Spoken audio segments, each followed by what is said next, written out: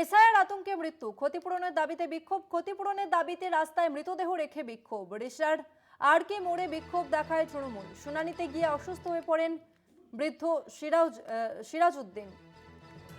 শুনানিতে গিয়ে অসুস্থ হয়ে পড়েন বৃদ্ধ সিরাজউদ্দিন এবং তারপরেই তার মৃত্যু হয়।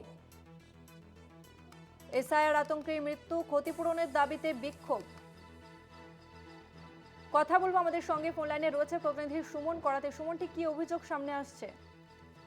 হ্যাঁ দেখো, যেটা আবার কিন্তু এসআইআর আতঙ্কে এক বৃদ্ধার মৃত্যু অভিযোগ তুলে আর্থিক ক্ষতিপূরণের দাবিতে রাস্তায় মৃতদেহ ফেলে রেখে কিন্তু বিক্ষোভ দেখালো তৃণমূল। আজ রবিবার কিন্তু ঘটনাটা ঘটেছে রিষড়া থানার আরকে রোডে।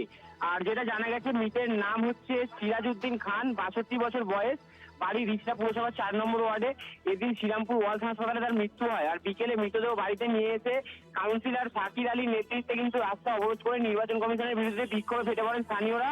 স্থানীয় মৃতের পরিবার সূত্রে যেটা দাবি করা হয়েছে যে শুনানিতে ডাক পেয়েছিলেন সিরাজউদ্দিন, সেই মতো শনিবার শুনানি কেন্দ্রে হাজিরও হয়েছিলেন।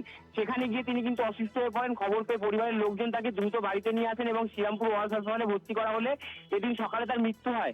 আর সিরাজউদ্দিনের মৃত্যুর খবর ছড়িয়ে পড়তেই কিন্তু গোটা এলাকা ক্ষোভের সঞ্চার হয় এবং কাউন্সিলর শাকির আলী বলেন যে সিরাজউদ্দিন কিন্তু অনেক দিনের বাসিন্দা, তিনি এলাকার ভোটার। গত বিধানসভা ভোটেও লোকসভা নির্বাচনেও তিনি ভোটও দিয়েছিলেন, কিন্তু কেন তাকে শুনানিতে ডাকা হলো এটা হয়তো নির্বাচন কমিশনের নির্লজ্জের মতন কাজ করছে। এই দাবি নিয়েই কিন্তু বিক্ষোভ দেখান কিন্তু এলাকার মানুষরা।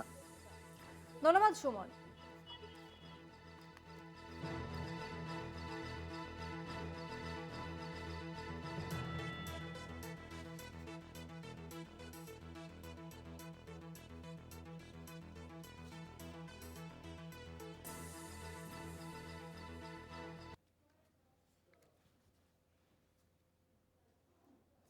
हेयरिंग में सुबह में बुलाया गया था 1 बजे, तो हेयरिंग में गए, अंदर में गए थे एमडी सिराजुद्दीन, तो वो उनको सी बोल दिया गया, वो हेडेक ले लिए थे। घर पे आके उनका साथ ऐसा हॉस्पिटल लेके गए तो डॉक्टर जवाब दे दिए कि नहीं है।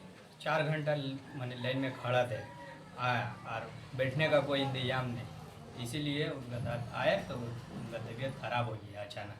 हम लोग ले गए अस्पताल में, एडमिट हुए। आज 9:30 बजे এই খুনি এসআইআর যে ইলেকশন কমিশনের মাধ্যমে চলছে, আমার ওয়ার্ডে সিরাজউদ্দিন খান গতকাল হিয়ারিংয়ে গিয়েছিল শ্রীরামপুরে। 4 ঘন্টা লাইনে ছিল। 4টে অবধি 4 ঘন্টা লাইনে থাকার পর, হিয়ারিং হওয়ার পর ও অসুখ মনে ফিল করলো। তারপরে তড়িঘড়ি বাড়ি ফেরার সাথে সাথেই মুখ থেকে ঝাঁক বেরোতে হলো, পুরো মুখ ঝাঁকে ভর্তি হয়ে গেল। তারপরে তাড়াহুড়ো করে বাড়ির লোক শ্রীরামপুর ওয়ালস হসপিটালে নিয়ে গিয়ে ভর্তি করে। সারা রাত অবজারভেশনে ছিল। আজকে সকালে মারা গেছে, 60 বছর বয়সী। খুব দুঃখিত ঘটনা। এই সারা বাংলা এসআইআর জন্যে প্রায় 150 লোক মারা গেছে। খুব দুঃখিত। এই এসআইআর ইলেকশন কমিশনের বিরুদ্ধে কড়া সিদ্ধান্ত নিতে হবে বিচার মাধ্যমে। আর মানুষের মধ্যে ভয় দেখিয়ে দিয়েছে